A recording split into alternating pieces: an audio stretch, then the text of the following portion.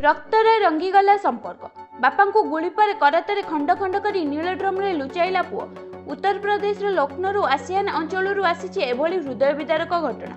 19 वर्ष अक्षय प्रताप सिंह निज बापा मुंड को गुली कर हत्या कला। डाक्तरी पढ़ा बापा चापू जन्म है हत्यार षड्यंत्र।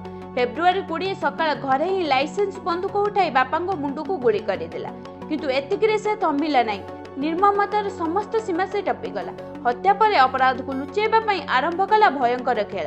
प्रथमे शवकु नदी में फिंगाबार योजना विफल हेबा परे बजार करत किणी निज बापा शरीर को खंड खंड करदेला पुओ।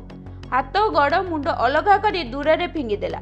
शरीर को ब्याग रे भरी एक नील ड्रम मध्य लुचाई रखिला, जेपरी किछि घटी नाही। निखोज नाटक शेष में फसीगला हत्याकारी पुओ। अपराध को लुचेबा को पुलिस स्टेशन को जाई निखोज रिपोर्ट मध्य लिखिथिला, किंतु पुलिस रो कठोर पचरा उचरा रे सब सत्य स्वीकार करिछि। एबे अपराधी जेल रे। पाठपढ़ा चाप कि एते भयावह रूप नहीं पारे।